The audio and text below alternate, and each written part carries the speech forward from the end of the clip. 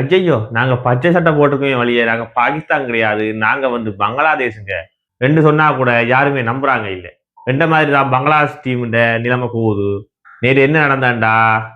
ஏற்கனவே பாகிஸ்தானுக்கு போட்டு இந்தியா குத்து குத்துன்னு குத்திருந்தவங்கள், நேத்து நியூசிலாந்து வந்து பங்களாதேஷுக்கு போட்டு குத்து குத்துன்னு குத்திருக்காங்க. இதுல இருந்து பாகிஸ்தானும் வெளியில போடுது, பங்களாதேஷும் வெளியில போட்டுது. அடேய் பச்சை சட்டையை அடிச்சு வெளியில கலையுங்க நான் சொன்னது உண்மைதான். அது பாகிஸ்தானு. ஏன்டா பங்களாதேஷ கலாச்சிங்கள் அதெல்லாம் எங்களுக்கு தெரியாது.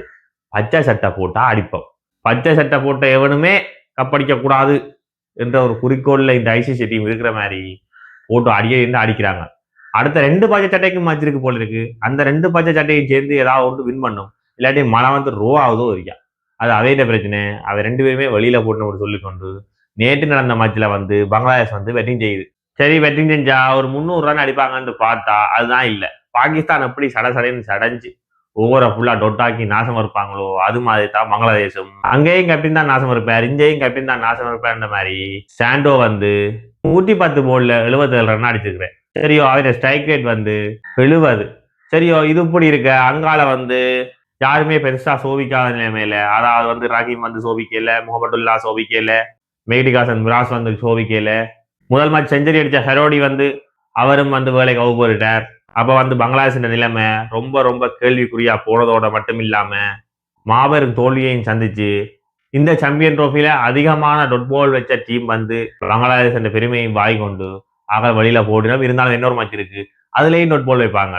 அதையும் சேர்த்து பெரிய சாதனை ஆக்கி கொள்வாங்கன்னு சொல்லிக்கொண்டு 237 என்ற டார்கெட்டை நோக்கி இறங்கின நியூசிலாந்து வந்து ஆரம்பத்திலேயே வில் ஜங் விக்கெட்டை வந்து இழக்குது. அதுவும் வந்து வில் ஜங் வந்து 0 ரன்ல டஸ்கின் பந்து கவுப்பட்டு வெளியில போறார். அங்கால வந்து வில்லியம்சனும் 5 ரன்ல அவுப்பட்டு ஏமரத்தை கொடுக்க ஒருவேளை பங்களாதேஷ் வின் பண்ணிடுமோ என்று நினைச்சு கொண்டு கேட்கதான் ஒரு சம்பவம் நடக்குது. அடுத்ததா களத்துக்கு வரார் நம்மட சச்சின் ரவீந்திரா. எனக்கு மண்டைய பிறந்தாலும் சரி, ஆளையே ஷாக் கொண்டாலும் சரி, ஆவியா வந்து கூட நான் உங்களுக்கு அடிப்பேன் இந்த மாதிரி ஆள் வந்து இறங்கி ஒரு செஞ்சரியை போட்டு விட்டான். அடியண்ட ஆடி பங்களாதேஷுக்கு அனல் பறந்த அடி.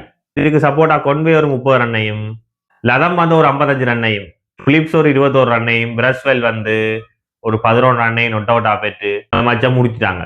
இதுல இருந்து நியூசிலாண்டும் இந்தியாவும் செமிஃபைனலுக்கு போறதுக்கு தயாராயிட்டு இந்த குரூப்ல. சரியோ அங்கால பாகிஸ்தானும் பங்களாதேஷும் வெளியில போகுது. இப்ப உள்ள வந்து 2 டீம் இருக்குல்லோ, இந்தியாவுக்கும் நியூசிலாண்டுக்கும் ஒரு மேட்ச் இருக்கு. அது போக பாகிஸ்தானுக்கும் பங்களாதேஷுக்கும் வெளியில போன அப்புறமும் ஒரு மேட்ச் இருக்கு. அவையிலும் சந்தோஷமா விளையாடினோம், இவையிலும் சந்தோஷமா விளையாடினோம்னு சொல்லிக்கொண்டு நான் அடுத்த வீடியோல வந்து உங்களை சந்திக்கிறேன். அது வரைக்கும் நன்றி, வணக்கம்.